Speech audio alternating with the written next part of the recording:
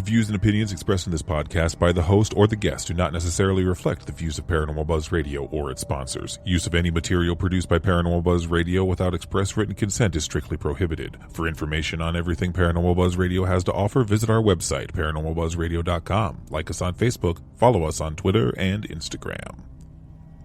Listener discretion is advised.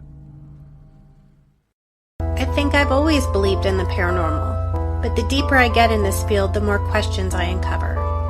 I started a program called Seeking the Paranormal in an effort to gain insight and dialogue from others interested in the same things as me. And while we've learned a lot together, the questions still remain. So I'm bringing my thoughts to the airwaves, and I've brought along my friends, Adam and John, to share in the fun. Together, we'll tackle the tough topics and debate the evidence as we continue to seek the paranormal.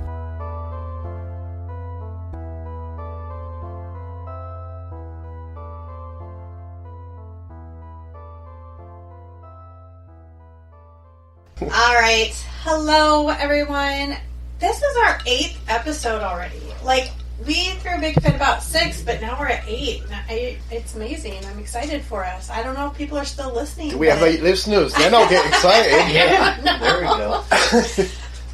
People have told me that they like us. They think we're funny. People tell me they like me all the time, and then they ask to borrow money. Well,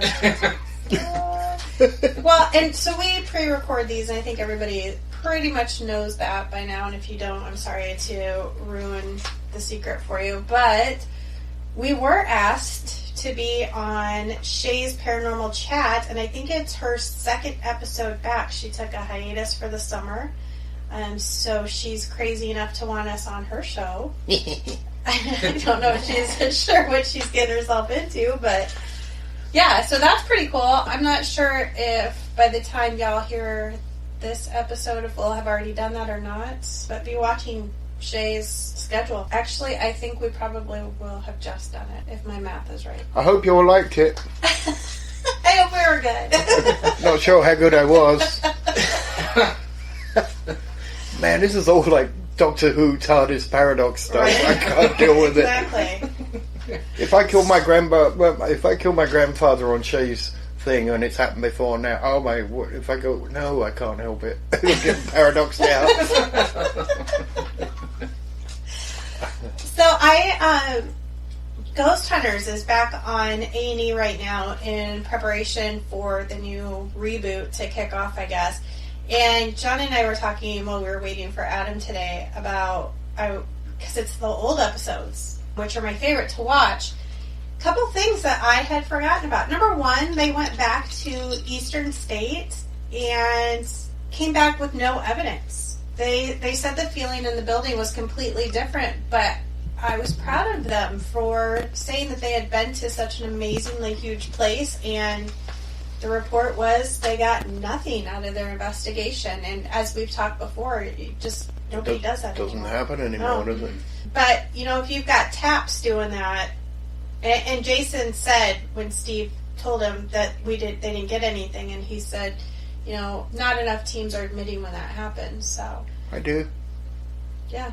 I get called a hater when I do it, well, but. Of course. That's the other thing was that they provoked. I had forgotten that they provoked. They were at a house that they thought could have some negative energy in it, and they ended up taking, I gotta remember, Carl went first for the investigation, and he and his twin brother Keith are both demonologists. Carl went for the investigation in case it was a demonic entity, and Jason sat on the woman's bed and called it a coward, and didn't yell, but just kept telling it, kind of provoking it. If you're such a coward, you're not doing anything, and that kind of stuff. So take back all the times I said that TAPS doesn't provoke. They just do it a little less obnoxiously, maybe. Now they have demonologists, though. Well, they've always had. Keith and Carl were part of the original TAPS team before they ever even dreamed of being on TV. So they've always had them, and that after season 1 or 2, I think they kind of quit being on the show. Keith ended up going back with them for the evidence reveal, and I turned off the TV before I watched that again. So he said he could bless the home if the owners wanted it to. I would have to assume that that's probably what happened. I just don't remember the episode well enough to say yes or no. But they did provoke. As old school as I am, I don't know why there is a big part of me that if you're going to be talking demons and demonology and blessing the house and exercising it, I can't help think that you got to be Catholic, because those guys are the heavyweights. I mean, they've been doing it a long time. Mm-hmm. So if it's real, you know. I don't know what religious affiliation Keith and Carl Johnson are. When I took the class that we've talked about before that I took at our local community college, we did a Skype episode with Carl, and he was so nice and he answered all of our questions, and it was amazing. And I would love to reach out to him sometime and see if he'd be willing to talk to us. Maybe when we do an episode on demons sometime, he could help us with that, because I think he'd be a really interesting guest. Are we going to do one on We're going to do one on demons. Why not? Yeah. Really? Why not? Yeah. Because I'm pretty good at the theology. Okay. But I would not call myself a demonologist. And Carl and Keith both do, so maybe we can reach out to them. Not that I feel like we're ever intentionally not respectful, but... No, I mean, honestly, we might have not to put disrespecting people, but... Yeah, no. We just it would be interesting to get their opinion and what... that's fine. I mean, absolutely what makes you, like you've said... Have a dialogue. What makes you a demonologist? Yeah. Like what... Because if it's just... Okay, and this counts for... maybe this counts for more than that, but, I mean, if it's just, I've studied them through law and everything else, then guess what? I'm a demonologist. Right. But... And I think there's a lot of people who that... But I don't call myself a demonologist. I've read the histories and the theologies and the... You know, if they say, oh, I sense them, then I'm going to have to say, well, you need to prove that, you know. I don't think that would be his answer, but I think there's a lot of people that would. And I'll tell you, up above your head right now, there are a lot of books about demons, and that's one of my favorite topics to read about, but I would never in a million years consider myself a demonologist just because I've read on the subject. Which is why I went back to where they actually come from. The demonology actually comes from the Catholic Church. There's no avoiding that. It doesn't matter what. I mean, I'm not Catholic, but those guys are the heavyweights. I mean, they literally wrote the book on it. Yeah. So anything after that, if you're saying demon, you've got to give it a religious connotation. Yeah. Otherwise, you should call it bad spirit, no donut. You know, it's jinn, whatever. You know. Right. Well, that's Muslim. Yeah. So you're giving it a religious connotation again. So, and I will tell you, everybody that I have met that has been on Ghost Hunters, so I've met Dustin Perry, Randy Green was on Ghost Hunters International, we've heard Rob Demarest talk, and I have spoken with Carl Johnson. All of those people are amazingly down to earth, and I don't know why they wouldn't be. They were regular people that were offered a TV show, but they're all just really nice and really like down to earth and normal. I mean, it is the exact opposite of what I would expected to be meeting Zach. You know, like they're just really nice people. And in fact, I've gotten to sit on a couple panels with Randy Green, and she has shown interest in potentially doing something with us, and we've talked about doing a class sometime, so maybe that's something that we'll have in the future sometime. So we still have lots to put together before we get to that point, but something that I don't know necessarily if you can call Dustin Perry normal. He did talk about unicorns. He did. He's super nice. God, I mean, he is the most he's fun to listen to. Person. He talked about when he brought up his intro for what he was going to talk about, and it was unicorns and something, and I was like, what in the hell? And I mean, but he was great. I mean, don't get me wrong. He is so full of energy, and he is so positive. I like unicorns. They're tasty. It was great. And you know, he just, if you can ever hear Dustin talk in a situation like that, do, because God, he just inspires you to and be a better person. Yeah, he's more of a motivational speaker now, and that's what the purpose of the unicorns thing was. He is a dentist and a motivational speaker. And he does YouTube. Thing that he does. He encourages people to get off of technology, but he and he realizes that his YouTube show is in direct conflict with that. But no, I don't know. I remember seeing the Amish chat channel on AOD years ago. How does that happen? Or AOL, sorry, yeah, AOL, the Amish chat channel. That's freaking hilarious. Okay, so if there's any Amish people listening, Right. How? I'd like to know. Please let us know more.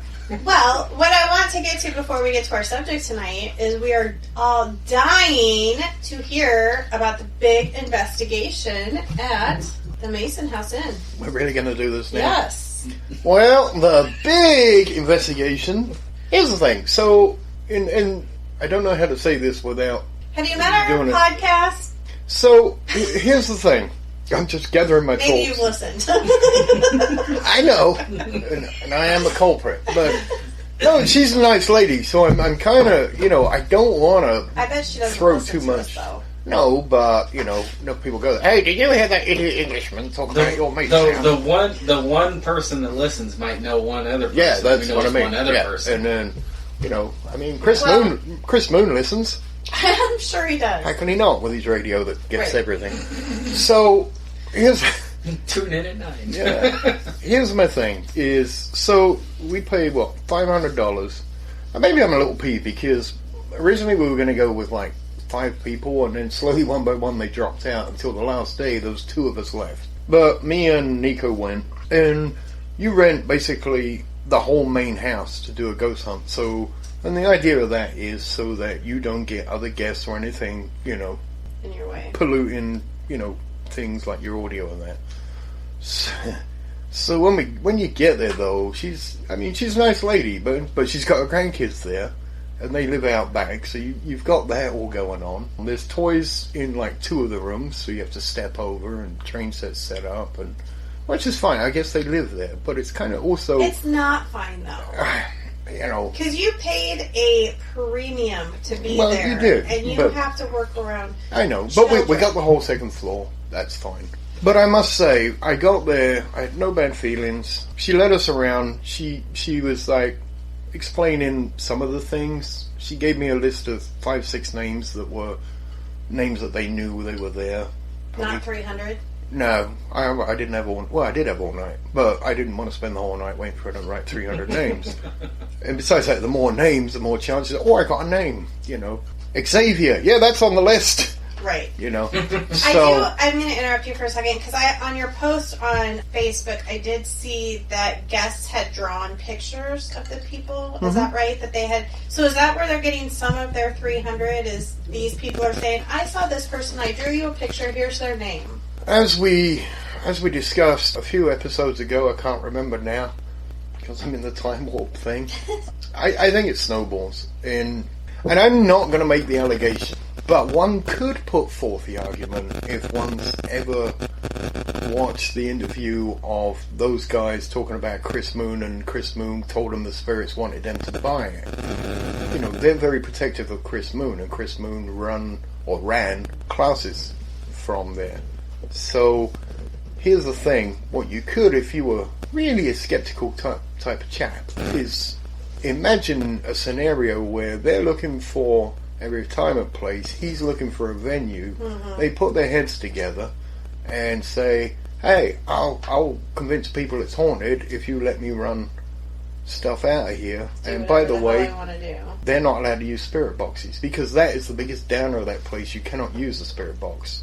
And, I'm not saying we rely on the spirit box, but we do use it to gauge if we're getting a lot or not a lot. Some places we get nothing. It's become a staple of... Yeah.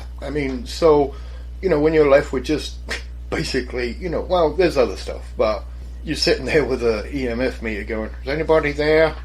Waiting for an EVP. There's other things you could do, and you got EVPs, but it makes the evening less interactive by not being able to do it.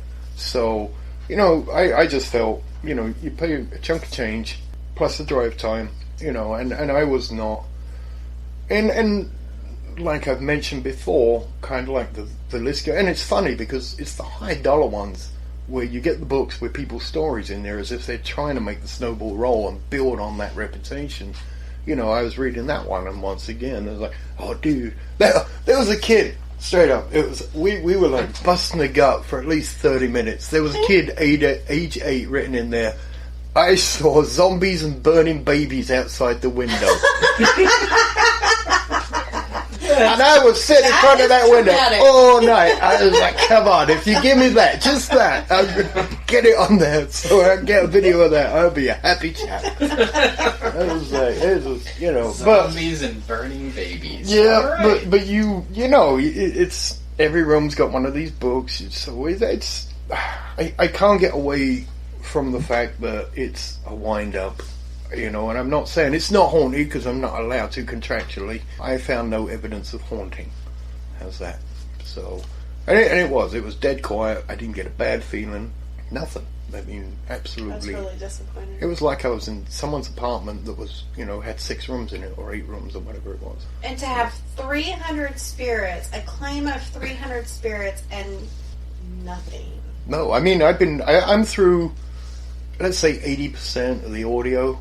And apart from Nico snoring, you know, or I mean, there's nothing. One thing I will say, a ghost feeder, I mean, we've done this in the workshop, but we set the ghost feeder up at 8 o'clock at night, and when it went off, especially at certain times, like 3 in the morning, like at the squirrel cage, we thought, maybe it's going off because the batteries are dying. 6 o'clock in the morning, the next morning on that, it was not going off, it wasn't making a peep.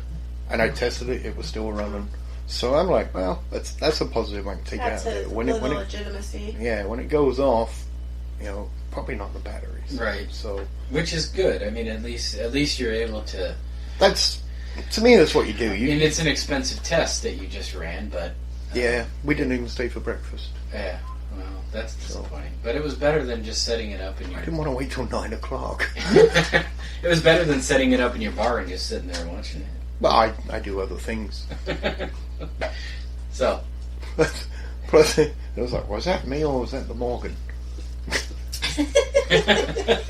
So I wondered if you used the ghost box with headphones. That's easy to do. She would have known. No, she wouldn't have known.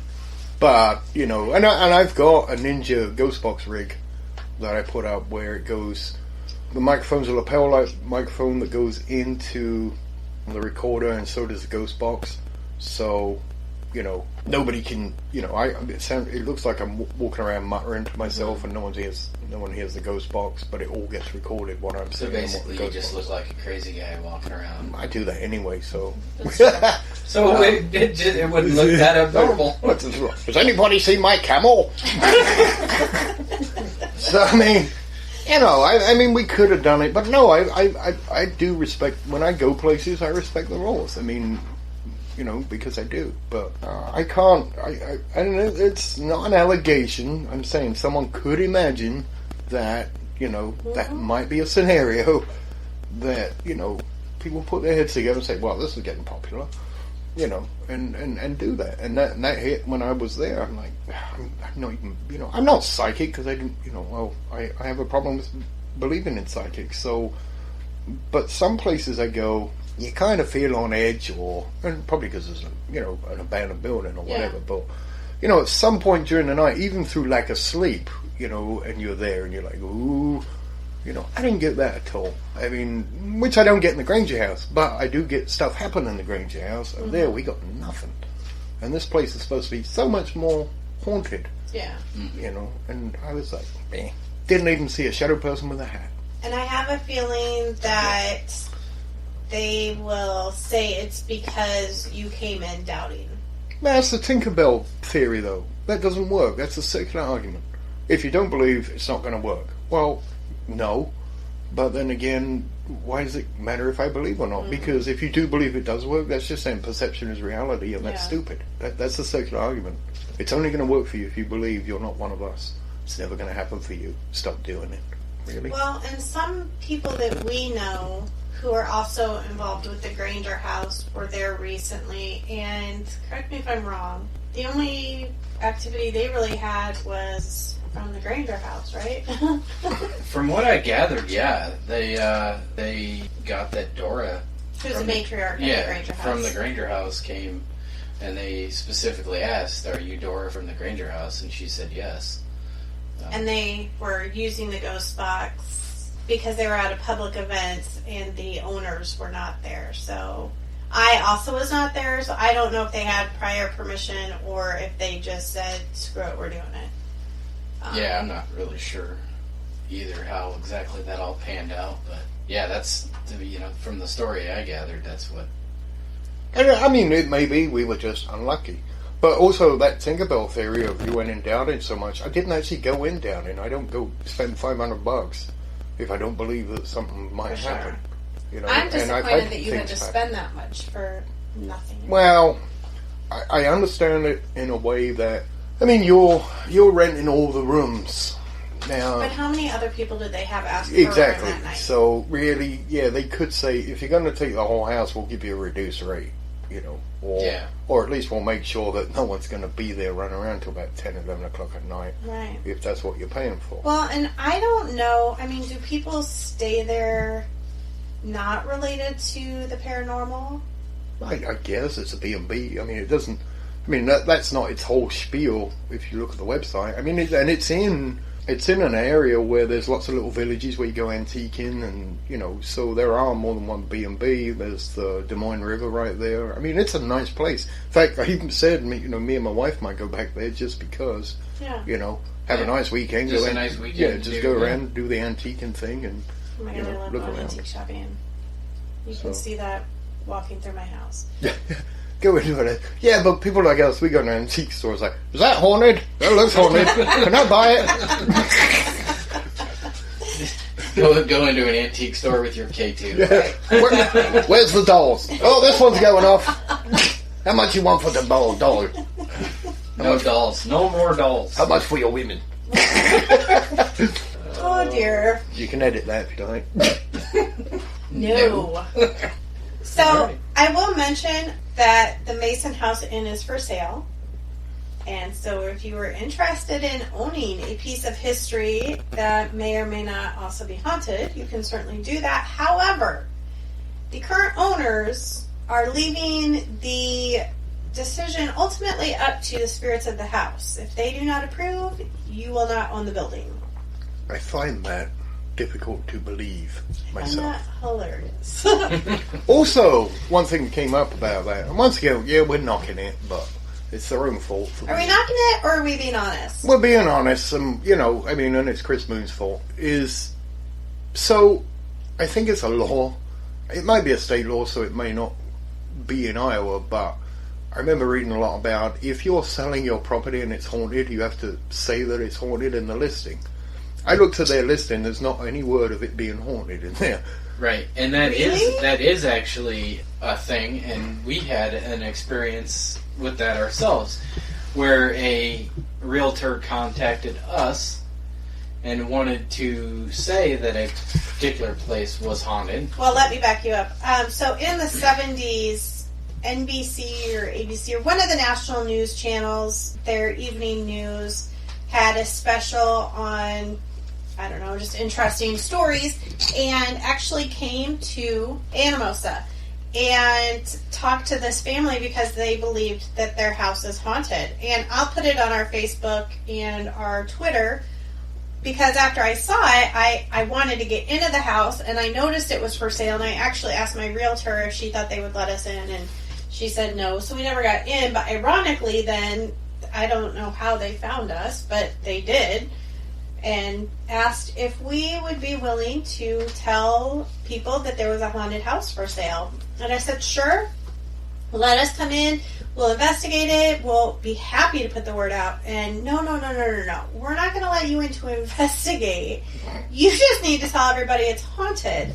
So, needless to say, I did not answer him. Which goes back to, you can see how I can envision, I'm not making allegations, right, that people could put their heads together and say, hey, I get somewhere to base myself out of and run whatever, and I'll tell people it's haunted.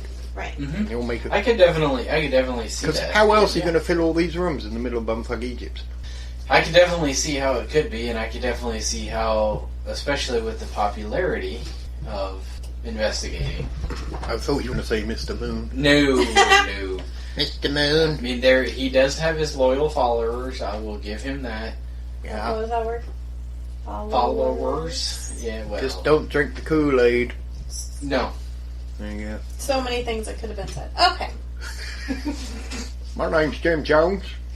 I got a radio. Uh-oh. Too Right. far. Wow. Too far. So not only have we Too compared, soon? not only have we compared Chris Boone to Hitler, but now we've compared him to Jim Jones as well. Okay. We're on a roll. No, he's a psychic ventriloquist. It's not me saying it, it's my box. Oh, Sorry. it's my box. Man, if he turns up on my doorstep one day, well, I'll just point Thank and you laugh. for listening. No, I'll just point and laugh. Yeah, you're right. He did say in his book that he realizes that there are a lot of people who don't believe in him, so he's used to that. One thing I forgot to mention, and I had debated on whether or not to share it just randomly or if we should do a show about it, but Do both. right. He believes he talks to aliens. I had neglected to share that little tidbit with y'all last time, whatever episode was that?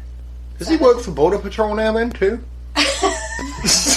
Wrong aliens. All right. Oh. He talks to Greys. He says specifically it's the Greys that he talks to. And he's got a whole chapter about talking to aliens on the Ghost Box. Well, which leads into what we're supposed to be talking about tonight. It does sort of. Is, you know, the folklorists and the the urban legends. Some of them might be urgent. Let's have an urgent urban legend. So, yes. Greys are a whole nother thing. I don't know who decided we had to have specific colors and categories for aliens, but Greys are very specific. I kind of feel They're like gray it's. in color. I kind of feel like it's the same as the colors of orbs, meaning different things. Yep. And The colors of aliens mean different things. And the Green aliens are nice. How do you know? I don't know. I'm just throwing that out there. I don't like the green I'm ones. trying to start a rumor. I don't okay? like the green ones. I got a radio up my butt from the green ones. Oh my god. God. Not a radio, it's an Edison machine. Sorry, you Folks, need to edit that one out. This has gone so far off the tracks. And they're still in their first classes, so... Second. Oh, okay. Well, that explains quite a bit, actually. Come on, my second one's still full. It's your fault, you burned the first one. Oh my god. And I've had a long day. This is going to be a 40-minute show, It might be. if we're lucky. No, but everybody's done listening already. I'm glad they even started, if they did. That one guy went to bed. Yeah, what the hell are they talking about now? Grays and greens and aliens? You know, I do want to do a show about ufology. Nico, when we were out at Buxton, kind of indicated to me that he might be kind of into UFOs. I'm not against the idea of UFOs. It's just I can't put my energy into, you know, every paranormal theory under the sun. I chose Yeah. ghosts. We're going to let Nico come and do his own show about UFOs. Yeah. But I think it's something that we should eventually touch on. Seeking the Paranormal, hosted by just Nico. And you'll have 40 minutes of Silence. silence. We love you, Nico. Hello, my name's Nico. I'm not editing this out. I saw a UFO in Buxton. Well, now we've talked about it, so explain what happened. Cool. In John voice, explain what happened. That was my joke voice. Oh. That's how I talk normally when I'm not doing a podcast.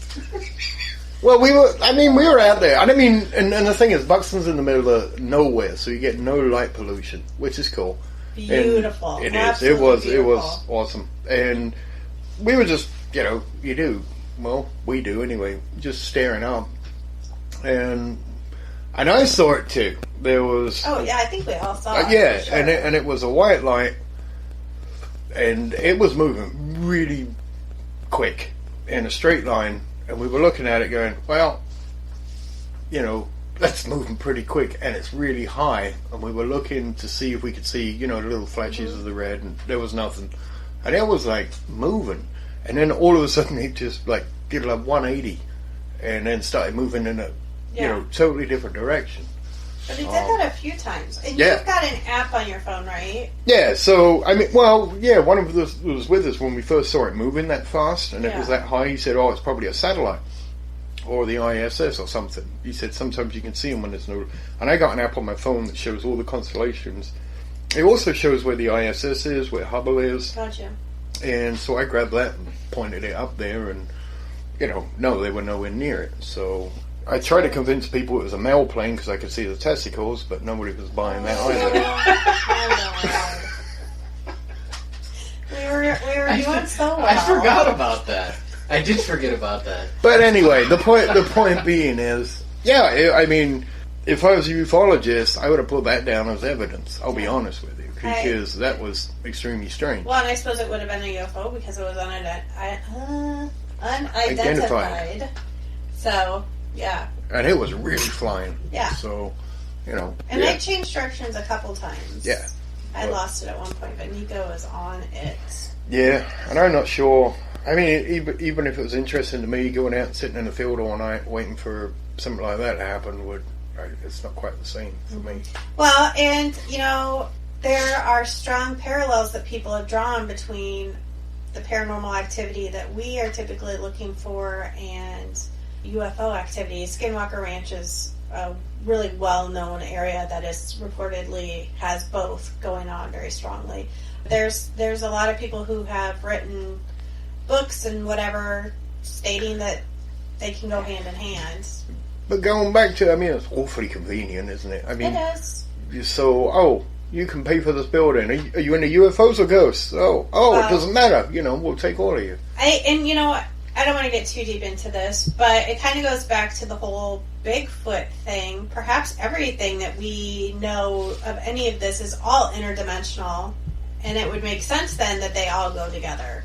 And that's fine as long as we actually look for real proof. Because all of these things can't, can't defy basic physics. I mean, that's my take on it. Unless there's physics we don't know, which is also awfully convenient.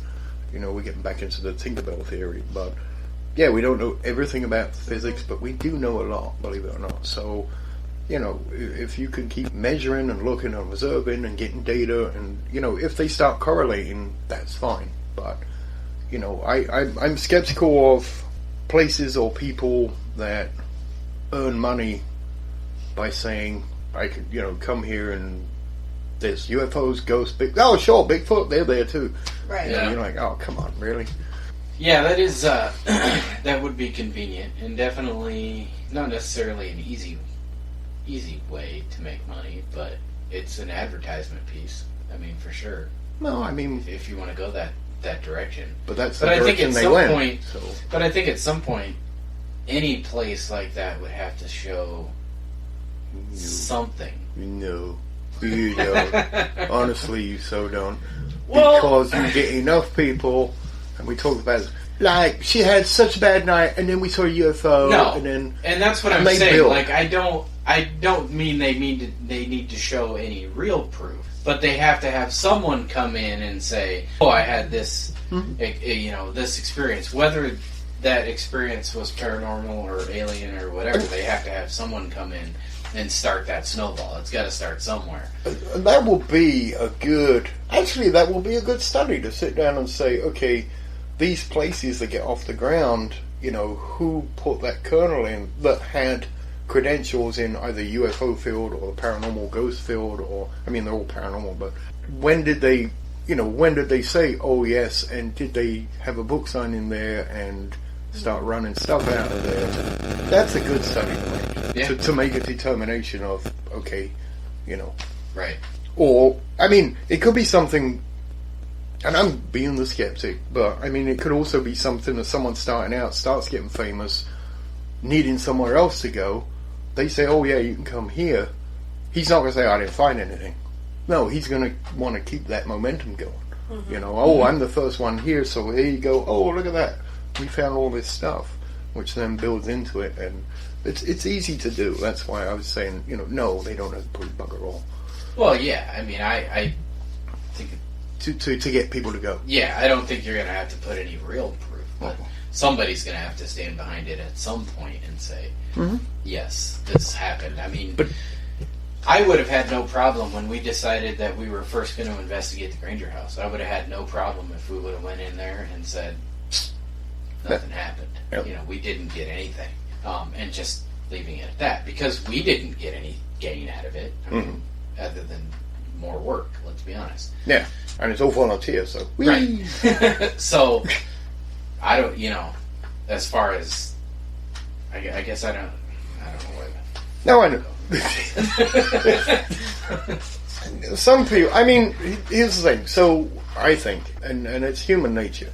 So, it's not... Well... It's monetary gain, a lot of it. And I'm not saying all of them...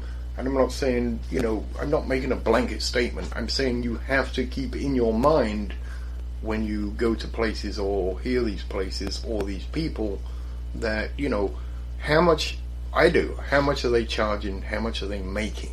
And the reason I rag on Chris Moon a lot is when I started looking into him and I could see what he was doing first off, which is, you know, he's doing a magician's act. And if you watch it, and I think we've gone over this, one of our episodes is, you know, he does the click and the point, and he does it, and then if nothing comes through, he'll do a click and a point, and he waits for a sound to come after his click and point, and if nothing comes, he'll start being psychic and then doing it. So he's got two things to fall back on right there. And as soon as he gets his name out there, suddenly, voila, he's charging $100 for 15 minutes. Who gets paid that much? I mean, really. Gain 15 minutes. I know, but here's that. My point is, I keep it in the back of my mind when people are doing stuff like that for money.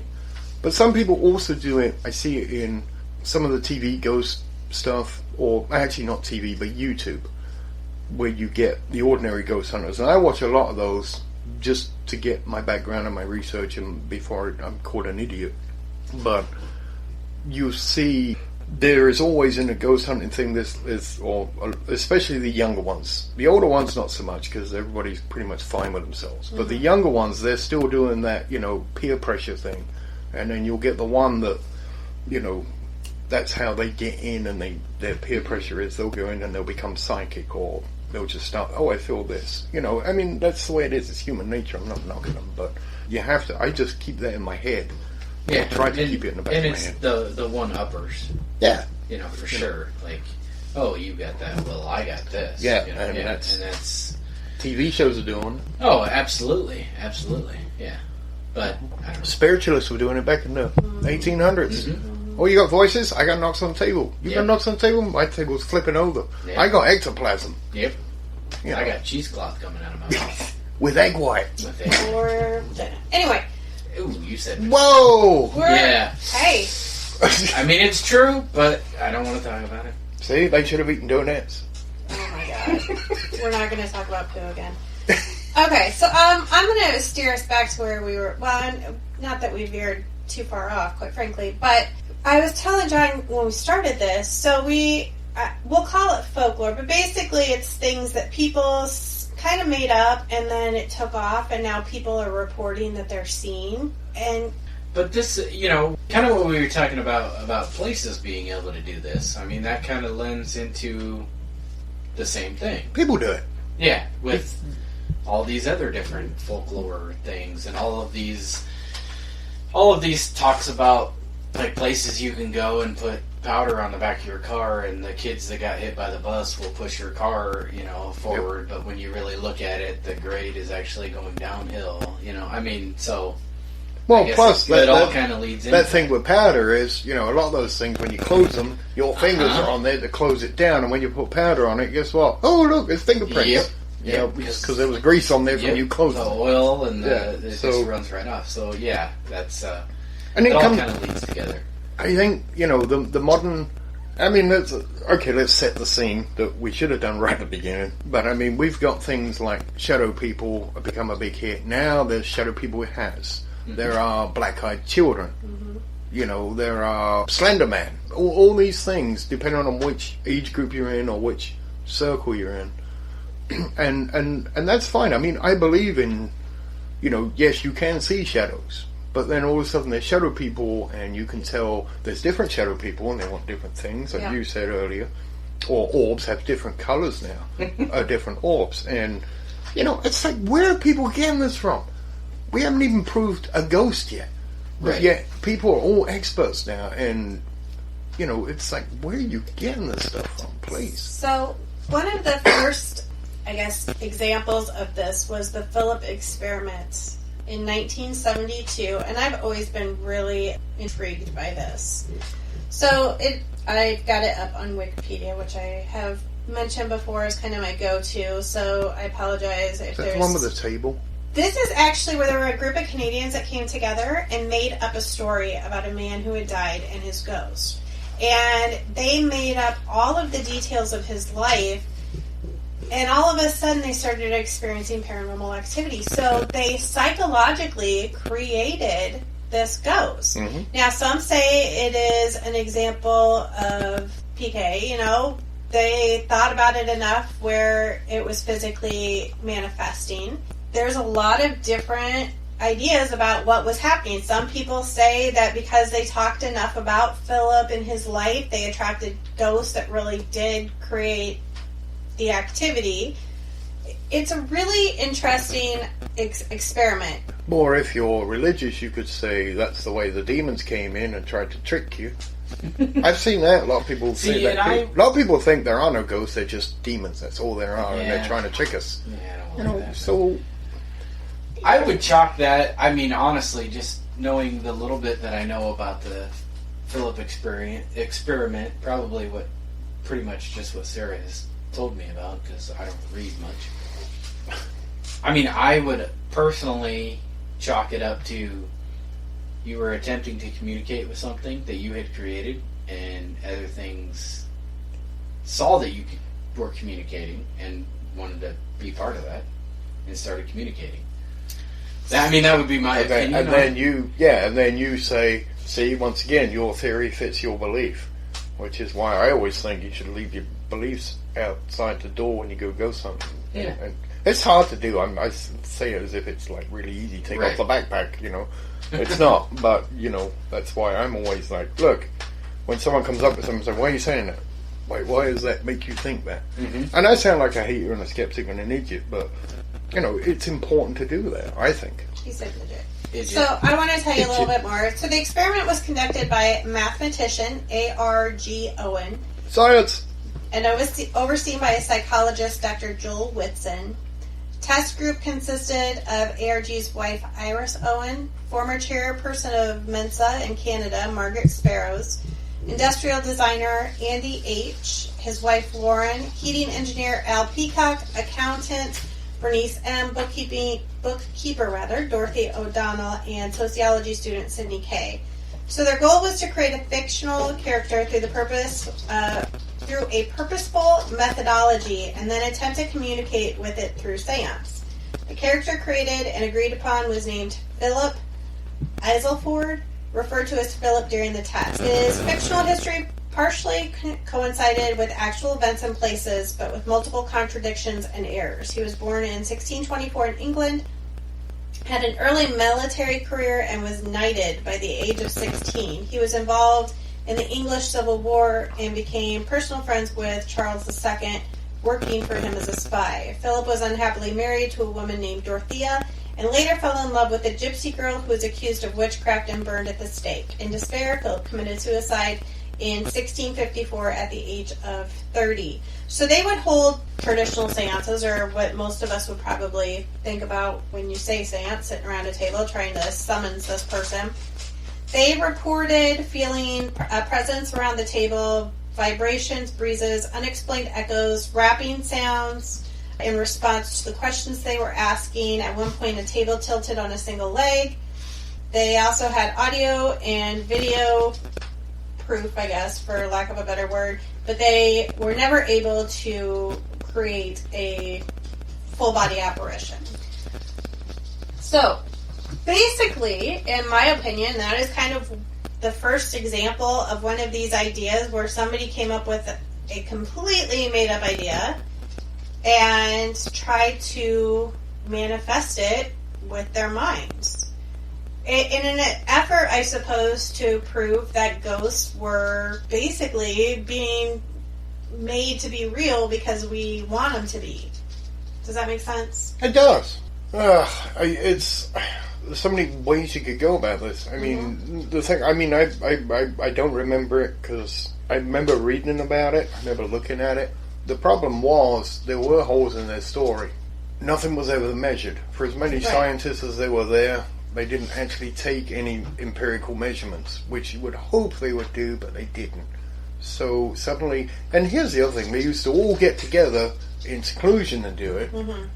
So there was no outside observer. So once again, you've got an enclosed thing of, come on, if you're going to do science, you want to double blind it. Yeah. Have another group and then mix results and see. But, that was my problem with that. And I think, if I remember my research correctly, is they were doing it and word got out and it hit like a newspaper or magazine or something, and I can't help thinking that maybe they took advantage of it, but I don't know. I can't prove any of this. It's just my belief in human nature is, that may be what happened. So you saw an opportunity. Yeah, and it's to get your name out there. And it's charlatanism, maybe. I'm not saying it is. I can't prove it either way. I'm just guessing from where they went from. So it's a fascinating experiment, though. It is, and it's good, and I like that they do experiments like that. It just, that particular one, it annoys me that scientists actually did that experiment, but then didn't do it in a scientific method, which really annoys me. Which kind of makes me think that they didn't really expect much of anything to happen with it. Well, it doesn't matter. There's lots of experiments where you don't think something's going to happen. You're doing it to prove that it doesn't happen. Yeah. So, but you're still doing a scientific method, I think. So, absolutely. That kind of, I remember reading about that one, but it was, I was like, come on, really? It's so hard to get a scientist to do that kind of stuff, So if you're gonna do it properly. And there are movies that have been based off of that experiment. I'm sure there's books that have been based off of the experiment. To my knowledge, nobody else has tried to replicate it, which I think would be kind of fun to try to do. Although I think it would be hard, knowing about the original one, to try to replicate it cleanly. The one that I really like is, I can't remember his name now, I think it's with a K, Curl. Anyway, today it's called The God Helmet. Yeah. He made that, he all he was looking at is to see magnetism, and I think, I can't remember if he did low level, the low sounds that we can't hear. I think he just did magnetism. In fact, I'm pretty sure he did. And he put it on the temporal lobe, put a helmet on, and turned it on. And people reported that they were sensing presences. And now, what I do, and that was a scientific experiment, in that outside forces can affect the mind and make you feel like someone's there. Mm-hmm. That was it. Yeah. Now, I've seen ghost hunters now. Oh, we recreated the God helmet. And they're doing it so they can talk to spirits. Now, the whole point of the experiment was there were no spirits. Yeah. It was just your mind thinking. Kind of like taking LSD and saying, "Oh, look at all the ghosts." They're flipping it and saying, "It makes me psychic now if I put this on." No, it doesn't. So those things, they're like, "Oh, I'm wearing the God helmet now. I can see ghosts." The things that we run away with. Well, and so today, Slender Man is a great example of something that was kind of made up and people latched onto and ran with. And murdered people over. Yeah. So Slender Man was created on June 10th, 2009 by a gentleman named Eric Knudsen. I don't know but he goes online. His pseudonym is Victor Surge. And he was involved in a Photoshop contest for something awful internet forum. And they basically had to come up with something creepy. And he took a picture, 2 black and white pictures of children playing, and then created this tall, thin, faceless man. And the internet grabbed onto it and kind of went crazy with it. Now, he says that supplemented his submission with snatches of text, supposedly from witnesses, describing the abductions of groups of children and giving the characters the name the Slender Man. He was inspired to create Slender Man primarily by Zach Parsons, The Insidious Beast, Stephen King's The Mist, reports of shadow people, Mothman, and the Mad Gasser of Mattoon. I don't know what that is. Other inspirations for the character were the Tall Man from 1979 film Phantasm, H.P. Lovecraft, the surrealist work of William S. Burroughs, and the survival horror video games Silent Hill and Resident Evil. So all of those things combined.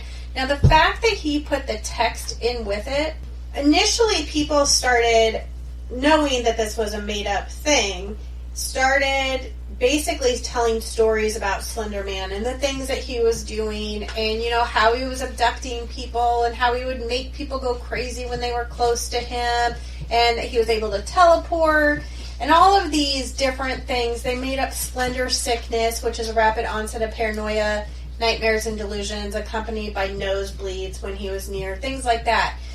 And they were doing this on their own, like, websites and threads and what have you.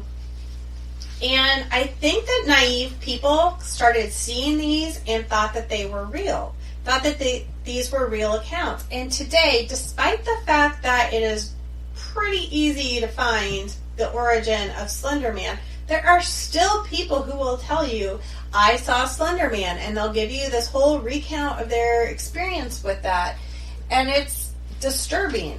Now, we talked about murder. So, on May 31st, 2014, two 12-year-old girls in Waukesha, Wisconsin, held down and stabbed their 12-year-old classmate 19 times. They said that that Slender Man made them do it, and that he was going to take them back to his home if they did it. The girl ended up living. She was able to crawl to the side of a road, was found by a bicyclist, and received help. The two girls that stabbed her, I find this absolutely mind-blowing, but were found to be mentally insane and are currently in mental health facilities. They are not mentally insane. They are naive, gullible little children who have done something terrible and awful. There's no insanity to that at all. This is what our society is doing to people. But it's just an example of these children, you know, finding this information online and thinking it's real. And they are not the only ones. There literally are people out there today who are still telling stories of Slender Man. And orbs. Yeah, the problem is, I mean, some people are a lot more emotional than they are rational. That's just the way it is. I mean, everybody knows some of them, you know, or you can see them. I mean, a lot of the reality TV now is just based on emotional knee-jerk reaction. It's not, oh, it's a good plot, let me figure out who did it. No, it's just people running around being emotional. And people watch that. And I think society's getting a lot more of that, because it's good to show your emotions now. I mean, come on. Let's all be touchy-feely and have a hug. You know, I mean, really, it is. And now I've said that, now I'm not a nice person for saying that. I don't know. But the problem being is that someone will come up with something like, you know, and once again, it's peer pressure. Someone knows, oh, orbs are real. Yes, they are. But the blue orbs, they're even more real. It's peer pressure, back and forth. I know a little bit. Everybody knows something where you can tell someone something and they'll just say, yeah, I knew that. No, you don't. But, right. You know, you don't call them out because we're not allowed to anymore. And, you know, so I guess where I'm going with this is when things like that happen, it's not that they're mentally insane, like you said. It's their environment, they're emotionally whatever they latch on to, you know, and that's the way it is. So, for example, the game Minecraft has a ghost in it. Mm. Now, the people that program it swear blind that there isn't a ghost in it. That there is no, I can't remember his name now, Hermine, or anyway. So people say, I saw another player when I'm on solo, and things are being built that I didn't build. Now, I've never found that in Minecraft, but people swear blind they have. And maybe, because I don't know, you know, but every update in that game says removed Hymeny, or whatever his name is, you know, from the code. Really? Yeah. Now, I've never seen it, but people swear blind they have seen it. And he's the same little block character, but he's got glowy eyes. And maybe he is in the code, and I've never seen him. But I guess my point being is, it's that easy to create a ghost. There's ghosts in video games now. You know, and you know, it's so, we are so gullible as a society anymore because we're so emotional, or you know, it's you know, the pop culture. But the problem is, pop culture bleeds into real life.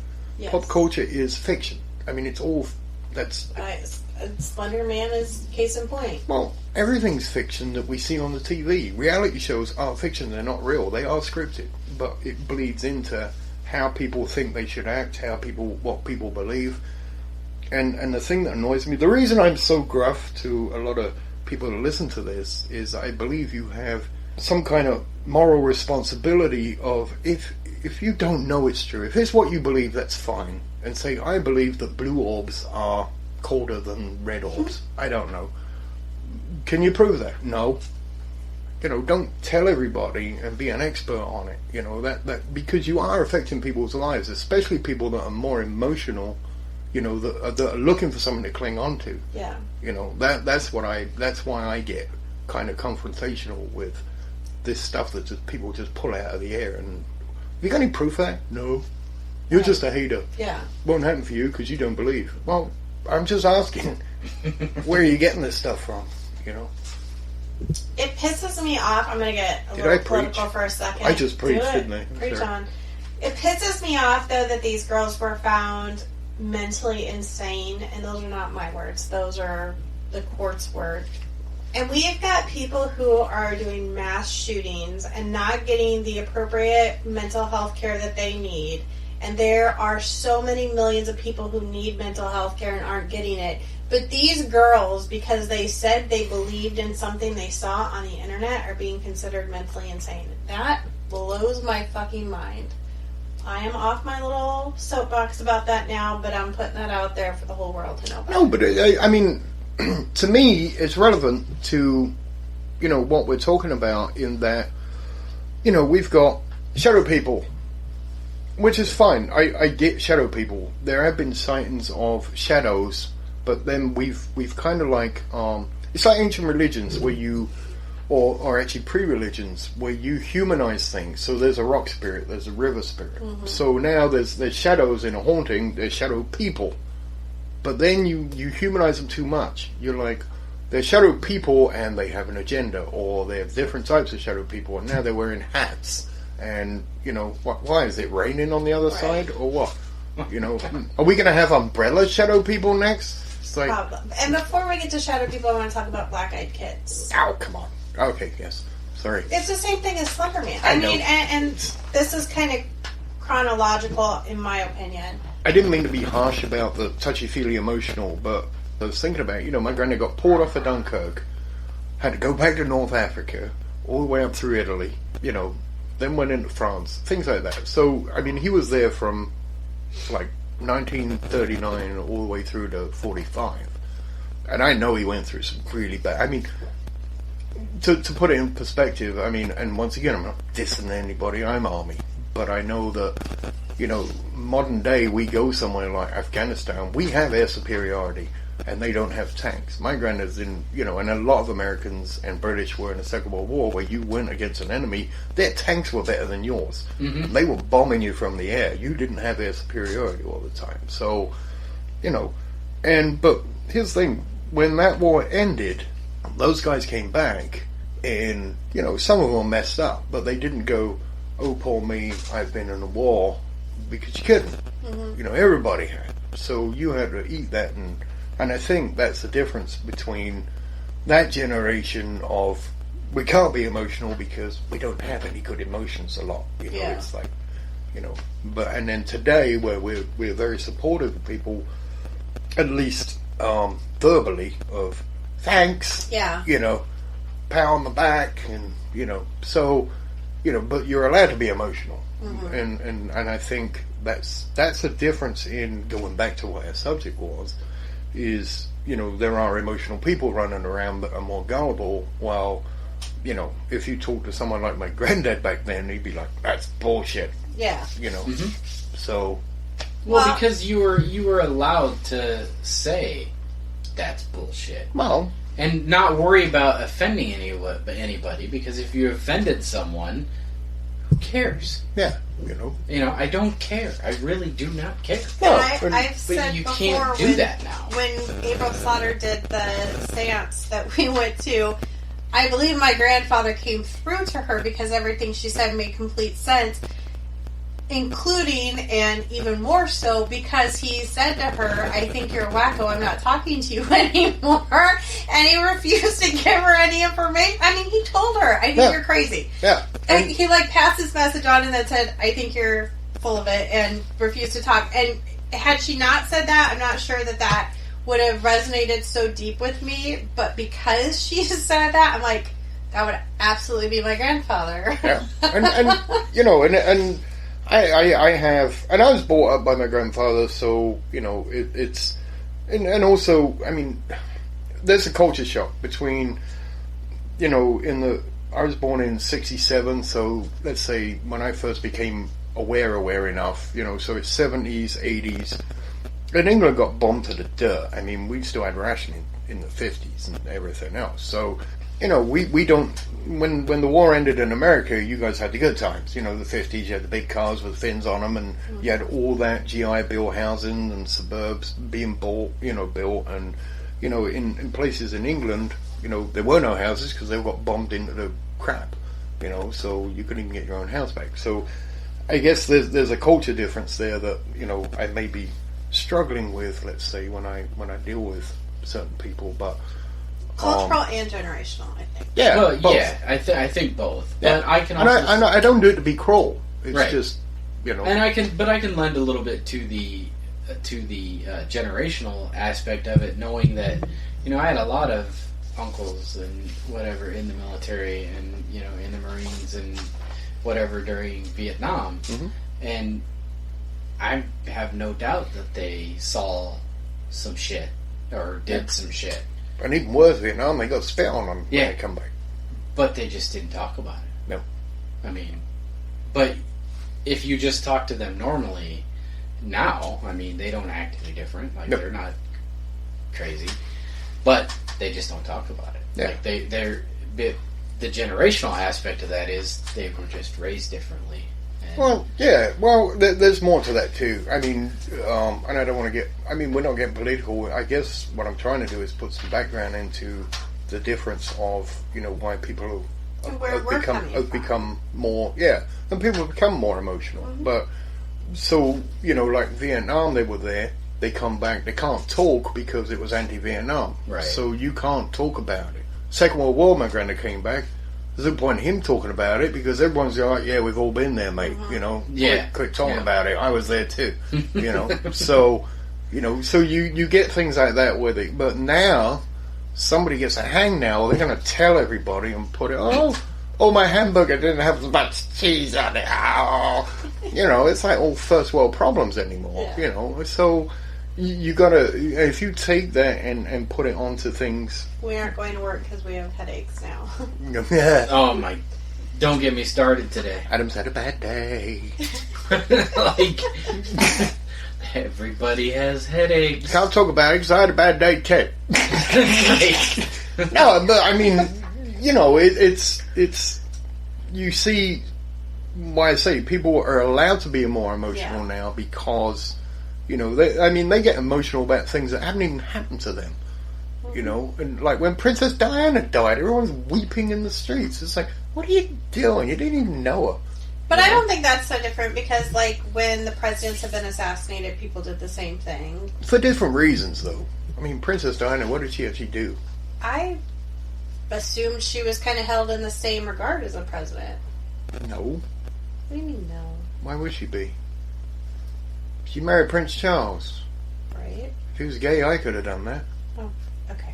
Let's move on to Black-Eyed Children. Oh, really? Sorry, was that bad? No, it's fine. I wasn't attacking anybody. No, we were just, who knows where that was going to go. Let's talk about I Black-Eyed could have went Kids. somewhere bad. Y'all scared of me now.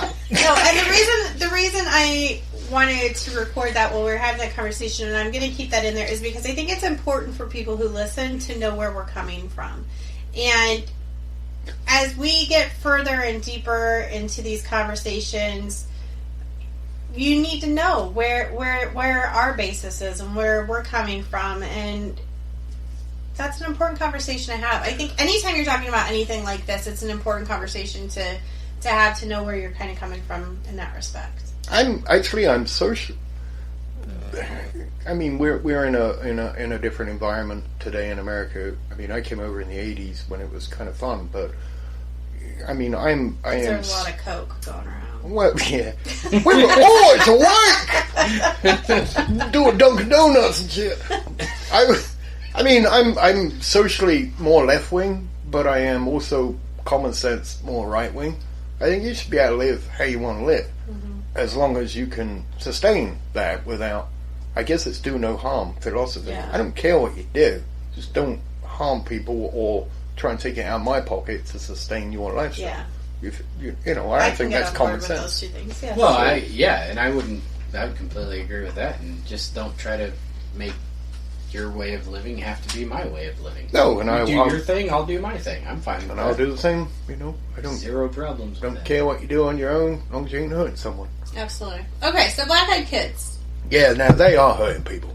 Apparently. Apparently. So black-eyed kids are typically described as a child between the ages of 6 and 16, pale skin, black eyes, no white at all. Typically seen hitchhiking or panhandling. They'll kind of like the vampires. They won't come in unless they're invited. They oftentimes ask people for rides places. People say that they have existed since the 1980s. However, based on what I was looking at, more sources do say that the legend originated in 1996 in postings written by Texas reporter Brian Bethel on a ghost-related mailing list relating 2 alleged encounters with black-eyed kids. He described encountering 2 such children in Abilene, Texas in 96, claims that a second person had a similar unrelated encounter in Portland, Oregon. And it kind of took off from there. But since 1996 and Bethel's encounter, or story of his encounter, people all over are talking about their encounters with black-eyed kids. And I'm going to tell you, I don't believe they exist. Why would you? Yeah, well, come on. I'm just saying. I think that... I don't want to call people liars. I don't. My word, they are. Well, but I sort of feel like we're exaggerating things to make it sound like a black-eyed kid experience, or just flat out lying. I think it is all a figment of people's imaginations. Comes back to that one-upmanship and peer pressure. I saw a shadow person. Well, a black-eyed kid tried to get into my my Pinto. Oh, Pintos aren't around anymore. And no, you know what? What's their purpose? So they ask you for a ride, and then what? Are they mischievous? Are they causing problems? Is this like an upgraded version of gnomes and fairies, which are supposed to be mischievous?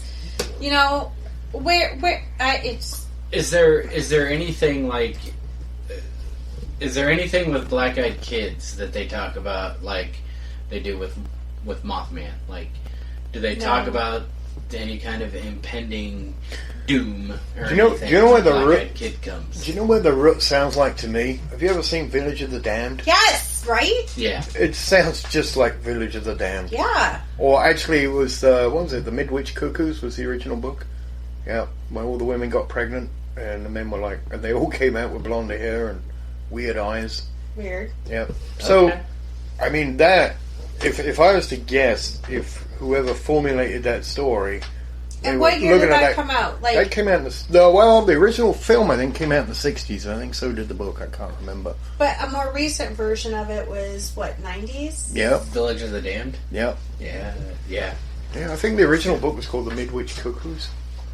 So, but that that all came out in the 60s, and then they did a black and white film.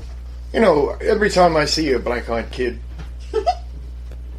thing, it's like, that's the Midwich Cuckoos or the Village of the Damned, or it's children with special abilities. There's so many stories of them. I mean, so many, and there are people who are doing research on these stories and kind of collecting stories about them. And I suppose you kind of have to, because that's proper research.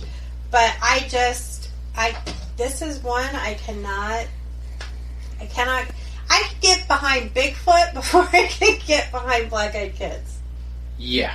Actually, I can get behind Mickey Mouse before I get behind Black-Eyed Kids, because he actually makes more money than they do. That's true. So, I mean, you know, it's... But, once again, you know, this kind of thing bleeds across, you know, popular culture bleeds into real... What if you're driving down the road and there's a couple of kids that need help, and you're looking out the window and you're a believer of Black-Eyed Kids, like, hey, no! And keep going. Right. You know? And believe me, there might be... a news story at some point going, I passed by these kids that just escaped from blah, blah, blah, because the woman thought they were Black-Eyed Kids and wouldn't let them in the car. Mm-hmm. And I would not be a bit surprised if there was truly a story out there like that. We just need to be somewhat responsible. Yeah. I think. Yeah. But maybe not. I mean, I can tell you if I opened the door and there was a kid with black eyes, I would wonder what the hell happened to him. Yeah, there's no picture. I mean, there is no, real like, if you Google Black-Eyed Kids, there's drawings, there's, like the photoshopped pictures, but there's no picture that somebody has taken and said, I think this is a Black-Eyed Kid. Yeah, and we got phones. Hey, this kid tried to get in my car. Snap. Right. We take pictures of everything else. Look at my burger. This is the burger I had at McDonald's today. Yeah. It's on Pinterest. So... Or in the interwebs, I'm old. Seeking the Paranormal, for the record, does not believe in Black-Eyed Kids. No, we don't. I don't even believe in anything when I see a drone photo of Black-Eyed Kid. Yep, that was that. I just Googled it because I wanted to see, what kind of photos is there of Black-Eyed Kids? Yeah, there's a famous one where it's flying around and there's a kid on the edge of the forest. Yeah. And it feels. Yep. Yeah. And it looks like a tree. And if it's the one I'm thinking of, the little girl that comes out of the woods into the field and then goes back in, how do you know she's black-eyed? How do you know she's not just a little girl? Anyway, here's the other thing. So if you look at a lot of ghost hunting or caught on CCTV stuff from Japan, you're going to see not Black-Eyed Kids. You're going to see the ring girl with the white robe and the hair going over her face. Yep. And people believe in that too now. Yeah. It's come on. I mean, really? Which is just ridiculous. Let's talk about shadow people, because that's kind of where we were all aiming anyway. So the term itself has kind of taken on a whole life of its own, and now it's kind of the cool cliche thing that people are talking about. I mean, don't most ghosts, when you see them, don't they look like the outline or shadow of a person? They're not always solid you or I. I always thought that was one way that spirits presented themselves. Well, once again, I mean, if you go back and look at the etchings and pictures before spiritualism, or actually before they had photos, let's put it this way, or even when they did have photos, if you look at someone when they're depicting a ghost, it's always someone in a long flowing white glowing something. And when you look at ectoplasm, it's a white, that's why the egg white was there, glowing something. Now all of a sudden that's gone from white glowing to shadows. Now, I'm not going to say there are no shadow people. We showed a few weeks ago that picture I took, we took in Farrar, where we're like, what the hell is that shadow? And it's the same with anything else. What annoys me is that, okay, I've got something, it's a shadow, all of a sudden, and other people get it. And what you get now, all of a sudden, there's this whole Tolkien-esque lore of shadow people, their history, who they are, what they are, where they come from, where they go. It's just come on. And it initially started with Native American culture, and we've kind of stolen it and made it our own thing. By the time you guys hear this episode, it'll have been long past, but this coming Monday, Mike Ricksecker, who's working on a book on shadow people, is going to be joining me via Skype at the Granger House to talk about his theory on shadow people. But there's all kinds of theories about them. My opinion is ghosts and shadow people are basically the same thing. I mean... Because even look at our picture from Edinburgh. But I try not to form an opinion, more of a hypothesis where I can do an experiment maybe But so when we see a shadow person, I'm going to use, because that's what we call them. I mean, that's the way it is. So if you see a shadow person, either way, what makes us think that it's a ghost? And I was just, writing, like, the nice thing is, so if you get, that's why ghost hunters should really try to correlate evidence. So if you get a ghost person and an EVP at the same time, or you get an EMF meter go off at the same time, or you get the SLS camera go off at the same time, one piece of evidence on its own is always so weak. Mm-hmm. If you can start getting two pieces of evidence, that's nice. But one piece of evidence on its own, you can't say that's a ghost. Because even if it is there and it's an anomaly, it may be. So string theory says maybe it's a person from another dimension. Maybe it's an echo. Maybe there's all kinds of things. Maybe it is a grey. Yeah. But you can't say it's an alien. You can't say it's a ghost. Yeah. You can't say it's... And unfortunately, our experience, the way to experience them, we had to turn everything off. So we don't have anything to correlate with it. Which I'm fine. I can tell the story. It was still amazing, and hopefully we'll be able to go back there and figure out a way to still experience that without. But that's a part of the puzzle too. I mean, and we've wondered that too. Our own group, we're like, look, if you're searching for shadow people, wouldn't it be so much easier to do with the lights on? Why do we turn the lights off? And why do they not appear when there's lights on? Because they were darker than the room that we were in. Mm-hmm. We were in a windowless room in a basement. You could see the outline of the door going into the next room, and that's how you initially saw what was coming at you. But when they're in front of you, they were literally darker than the dark in front of you. Yeah, but if the lights are on, wouldn't you see them better? I don't know. I guess that's the question. If they don't come out, if they kind of mirror their environment. I don't know the answer to that. But that's what I'm trying to get at is if you're going to say, okay, shadow people are real, and you find that phenomenon is, okay, it only happens when the lights are off.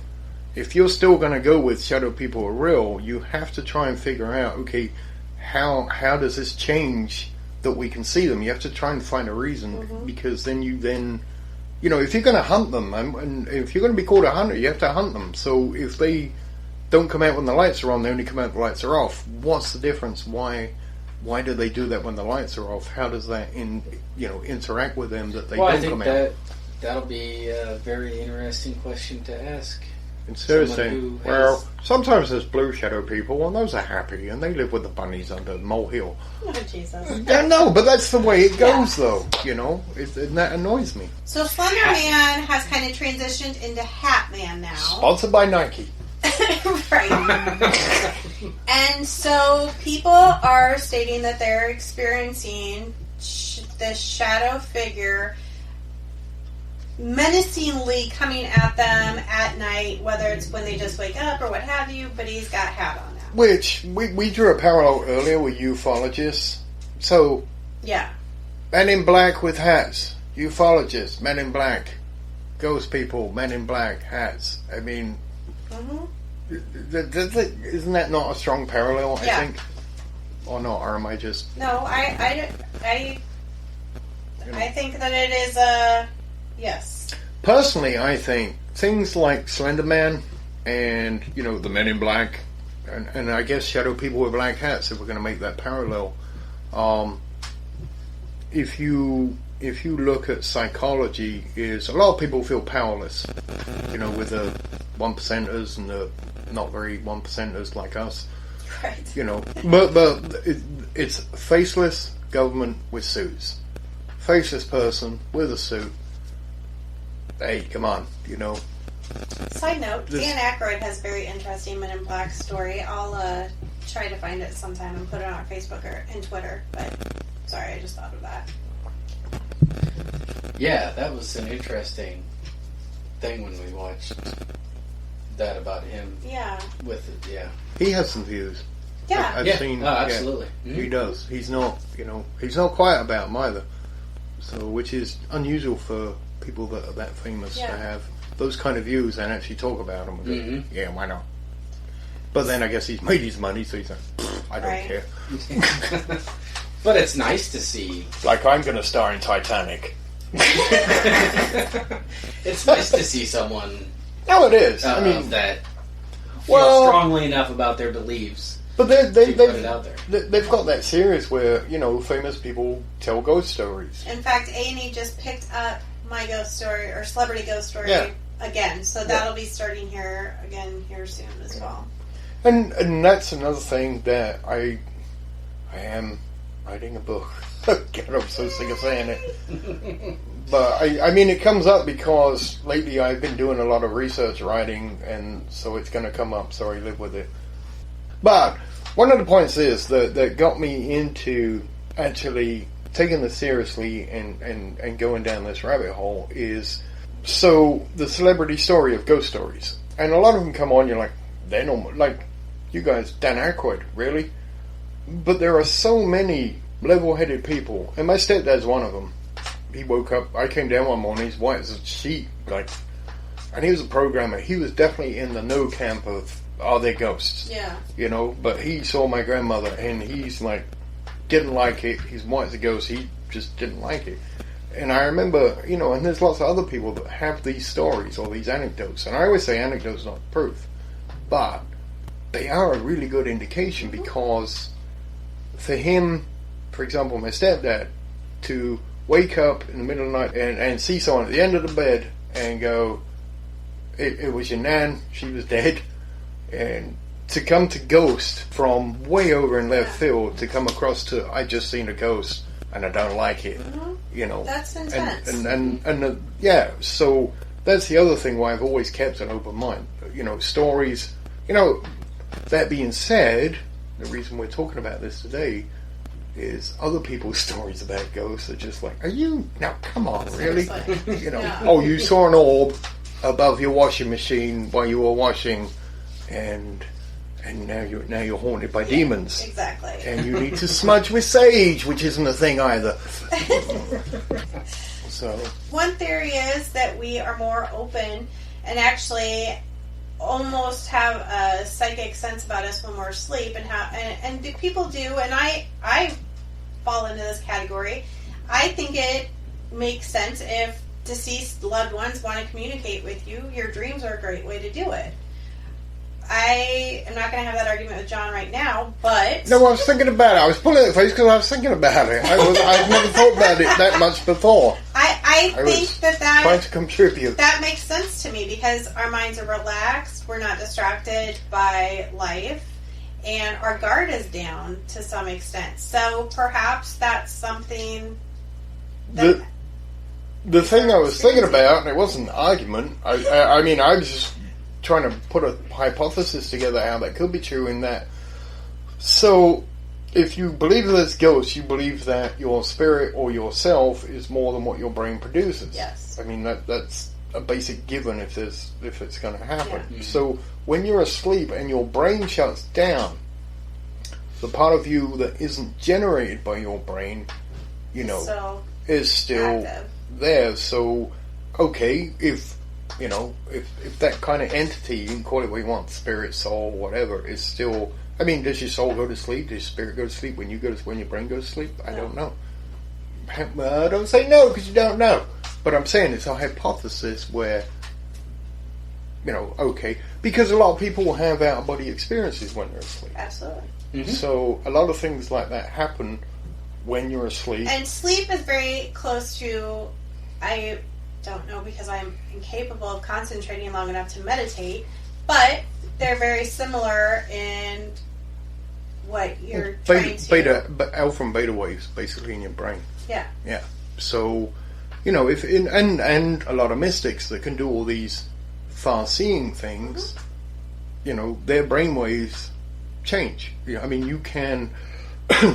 people that are very good at meditation, they can seem dead, and that's documented. Yeah. We know that's true. Mm-hmm. So if you can you can slow your heartbeat. Yeah.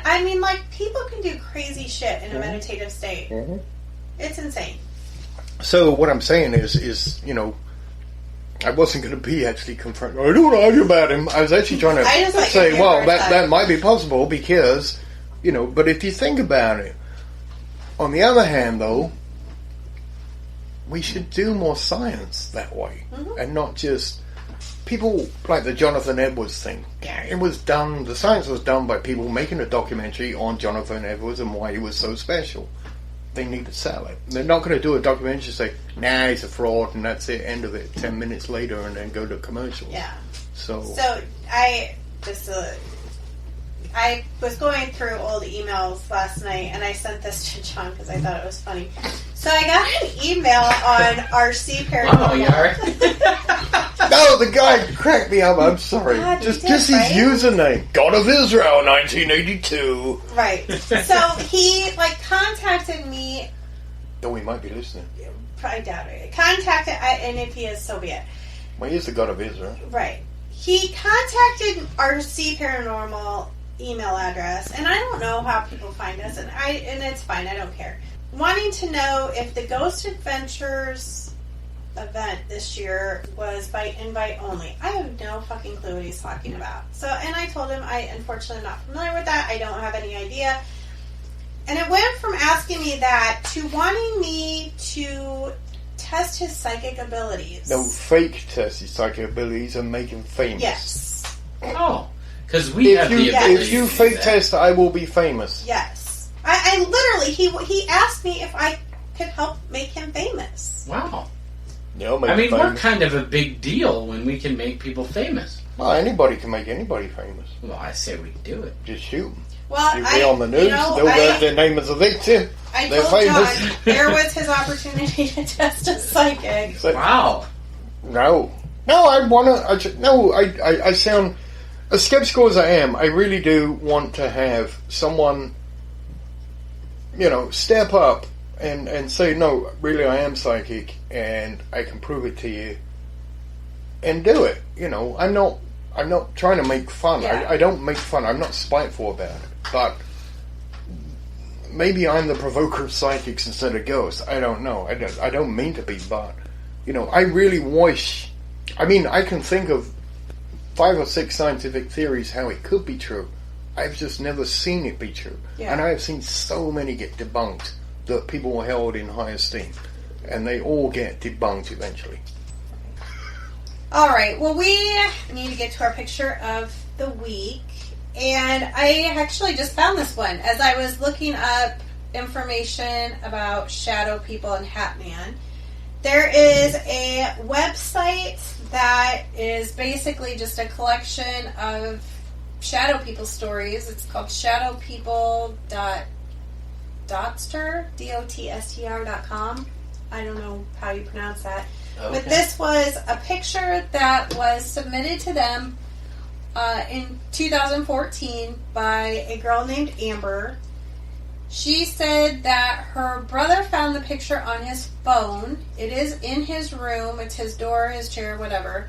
But he has no memory of taking the picture and does not know what it is. And her brother believed that it was a shadow person that he had seen before, but again, had no recollection of taking this picture.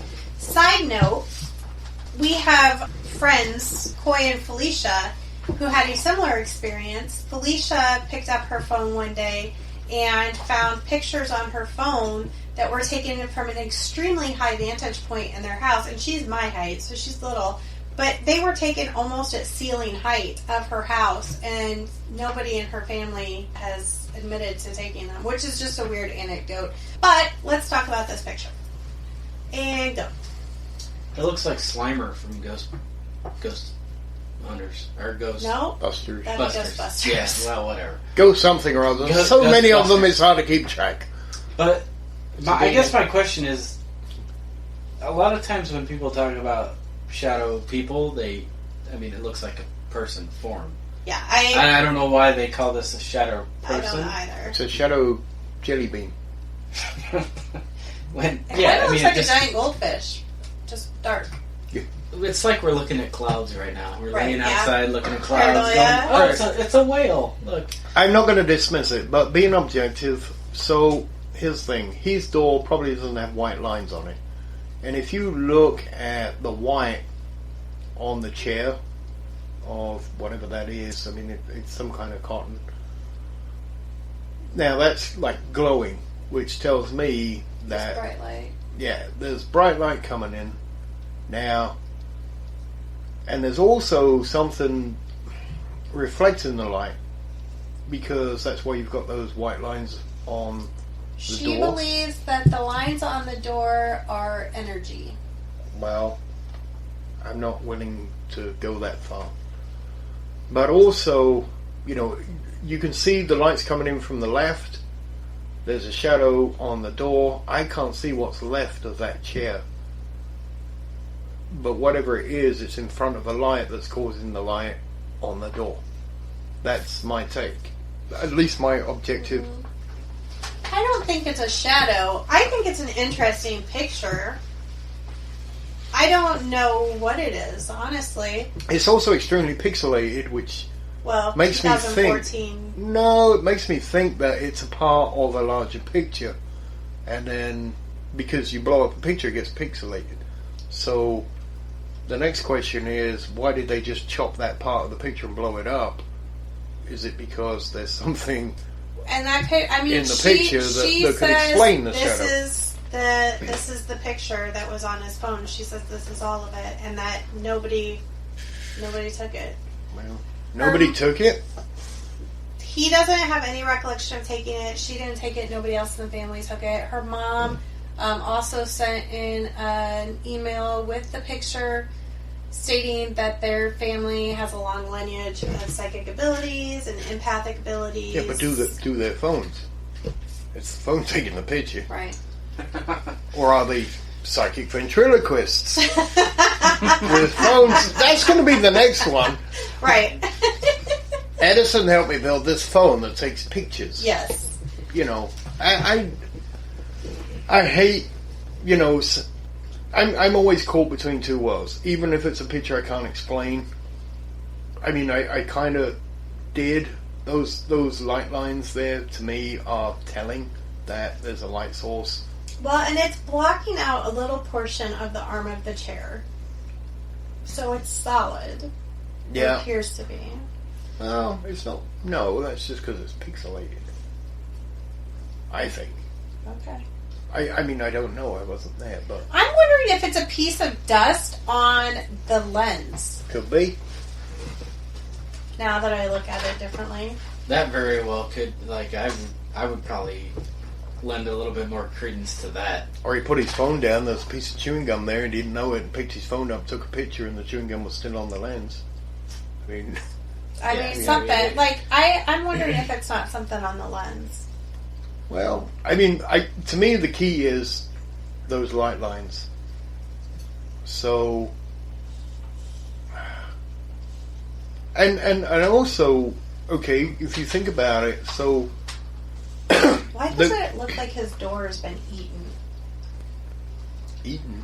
Yeah, look at the top right above the doorknob. Yeah, It's it's the somebody's light. been Here's the thing, so... chewing on The other, door. Well, the other thing that I have... sorry, John. I No, don't you're mean- good. But while we're talking about the eaten part of the door, why is the doorknob 5 feet in the air? I mean, obviously, not to talk shit because we have no money either, but obviously these people... It That looks, is a high door, no, I'm thinking well, about it. but Good call. it looks like a trailer to me. And Or a basement. sometimes... I mean, we've lived in a trailer and it's I know not the that. same as it is in a regular No, house. but still, it's not... That is a high doorknob. That's like really... Because, you know, when you look... I mean, we're sitting in your office right now, and I'm looking at that doorknob going, it's not really much higher than those chairs, but when I look at where that doorknob is compared to the top of that chair, I mean, that appears to me like it's really high, like... Yep. Like they stretched part... I mean, almost like they stretched part of the photo, elongated it somehow. Well, yeah, which is why it's pixelated. I mean, I don't know. That's just It's something... sometimes. The other thing that I will point out, so if you look at the bed in the bottom right, the bed's glowing. Look at that. Mm-hmm. And all the stuff on the chair is glowing. If and, you look and the at- thing of that is the aperture of the camera is Open, not yeah. normal. If you look at on the computer screen, though, that doorknob doesn't look high. Yeah, it does. Still higher than the door. Oh, see, I think it looks normal. Higher than the chair, maybe. If you roll But that chair back. The ground... That's a tough one. Well, but... I would not disagree with you when I look at the computer screen. The doorknob does look a little bit more I should look at that because that's how most people are going to see it. So Yeah, we put the pictures up on a TV screen in my office. the Roku lines. Yes. That looks like a shadow from something from the light hitting it, and to me, because those light lines, it's between the how much light it's taking in, how long it takes. You know, the aperture's open. If you look at the bed's glowing, the stuff on the chair's glowing, which means the aperture's open for a long time. Now, if the aperture was open for less time, that shadow would have a lot more form to it instead of having the blurry edges. Yeah. So if you take away the blurry edges, it becomes a proper shadow of something that's solid. Does that make sense? Yeah. Here's the other interesting thing. So when I saved this to my pictures, you know, when it gives you the title of what to save it automatically puts it in how it's been saved. So you can see it was in there as selfie. Yeah, there you go. Isn't that weird? That is a little interesting. And there's no one in it. Yeah. So the shadow person took a selfie. No. Because the shadow person can't hit the keyboard to write the word selfie. Right. I don't know. I mean, to me, yeah, I mean, it looks strange, but I wouldn't call it paranormal. No, I think Just There's a few because- holes in it. I can say that. You know, there's a few misidentification Yeah. or complete. Besides that, there's Fake. an orb up in the top left corner that we should really be concentrating Right. on. Should we zoom in and see if there's a face in it? No, we Because- need to know what color orb it is. Right. I was just gonna say. Well, I wonder if it's blue. Mr. Moon talks about the faces and the orbs as well, so You we know. always go back to him, don't we? We're like the Chris Moon. We Hate didn't Club. that time.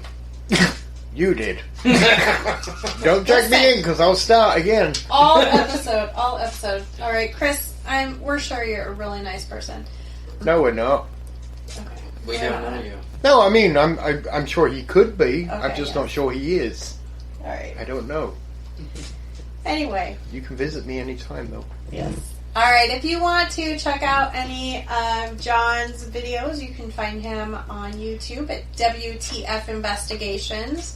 We'll put the pressure on him to get that into a podcast here one of these days. It's gonna be you and Nico, so it's just gonna be John talking the whole time. Right. No, we've got what, like eight episodes, I think now, of Talking with Spirits. Yeah. We just do it on video, and I'll be honest with you, that's a lot of editing because Talking with Spirits means the spirits in a bottle. Mm-hmm. not Well, the and that's ones in kind the of ether. where this came from, though, too. I Yeah. feed these to But I have alcohol and... no. The other people in our Talking with Spirits actually drink before we start, That's and true. it's really hard to keep them on track. That's true. That's true. All right. Well, if you want to find John, you can find him actually on YouTube and Facebook at WTF Investigations. If you want to check us out, you can find us on Facebook and Twitter at Seeking the Paranormal Podcast. And if you want to find me, you can find me on Facebook at C Paranormal Sarah, and that's Sarah with an H. And if you want to find me, good luck. Ew. I know where you live. All right, friends. Have a great rest of your week. Keep seeking out the paranormal. We'll talk to you next week.